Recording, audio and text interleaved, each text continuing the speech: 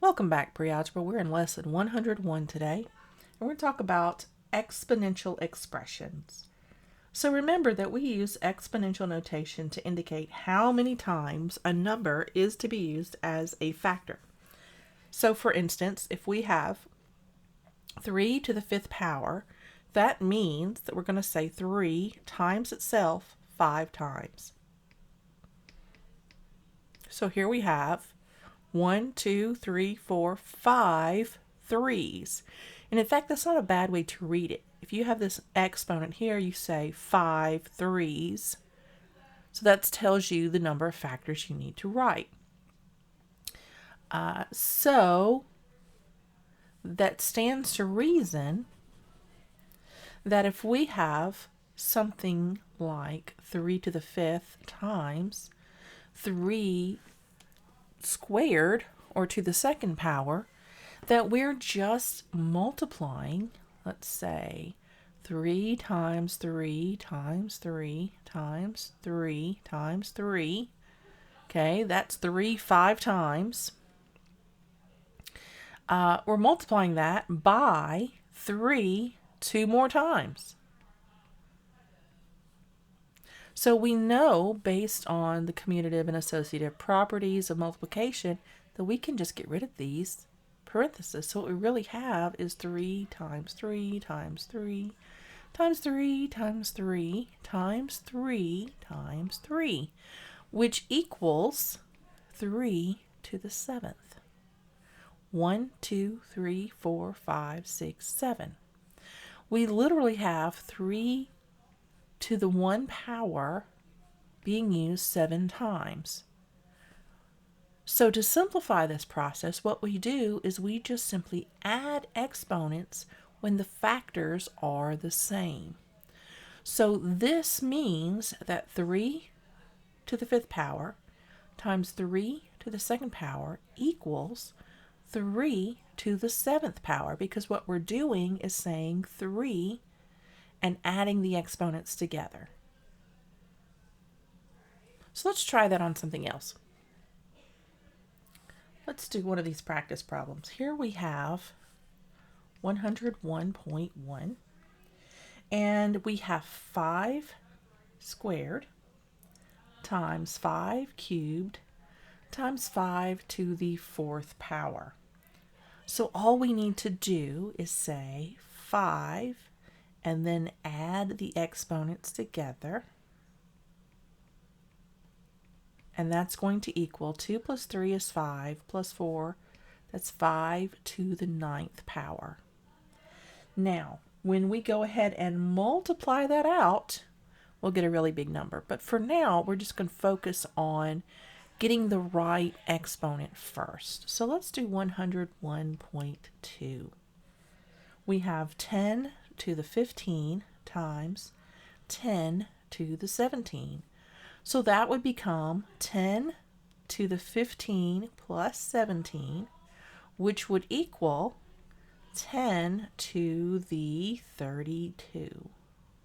32nd power. Easy peasy, right?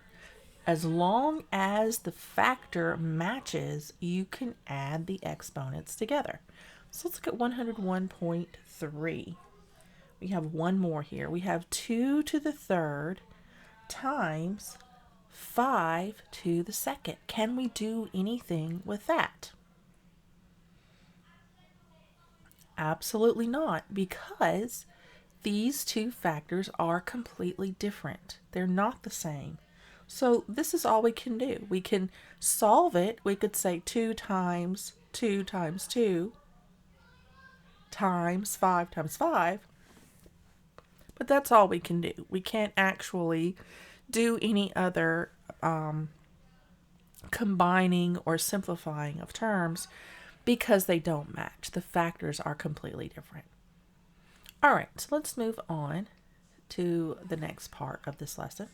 We're going to talk about variable bases. So we can do the exact same thing that we did with those numbers, but with variables. So if we have within the same problem, the same expression or equation, the same variables, we know we can combine them as like terms. But now we have to be aware of them with exponents as well. If they have the exact same exponent, we can combine them as like terms. But also, if they're being multiplied against each other and they're the same variable, we can add those exponents together as well. So for instance, let's look at 101.4. Let's just dive right in here. So I have x times x squared times y to the 17th power times x to the 4th power times y to the 6th power. So what we really have here, let's look at all of these. We have some that are alike. So we have x, and when x is by itself, when any variable is by itself, it's to the 1 power. So we have 1 plus, we have x, so I've got that one. I've got x to the 2, so that's plus 2. I've got that one. And I like to cross them out when I use them so I don't duplicate or forget. And then I have x to the 4, so we add 4 to that. So I've got that one. Now that's being multiplied times y to the 17 and times y to the 6. So that's all of our variables and their exponents. So now we just add these together. 1 plus 2 is 3, plus 4 is going to be x to the 7 times y, and we have 17 plus 6, that's going to be 23, so y to the 23rd power, and that is how we would write that answer. X to the 7, y to the 23rd power. Let's try one more. Let's try 101.5 right here. And we have a squared, m to the 5th, a to the 4th, and m to the 6th. So we're going to do the exact same thing. We're going to sort these out. So remember, this a by itself is 1, and this m by itself is 1. So let's start with a. I like to do things in alphabetical order. So a to the 1, get rid of that one, plus the 2, plus the 4.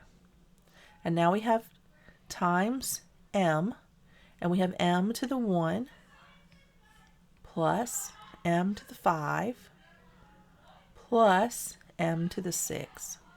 Now we just add those together for our answer. 1 plus 2 is 3, plus 4 is 7, so a to the 7 times m to the 1 plus 5 is 6, plus 6 is 12. A to the 7, m to the 12. That's a lot easier to write than all of this as well. It's much more succinct this way. And that's all we have for lesson 101. Just the adding together of exponents that have the same factor or the same variable. All right, and I will see you in lesson 102.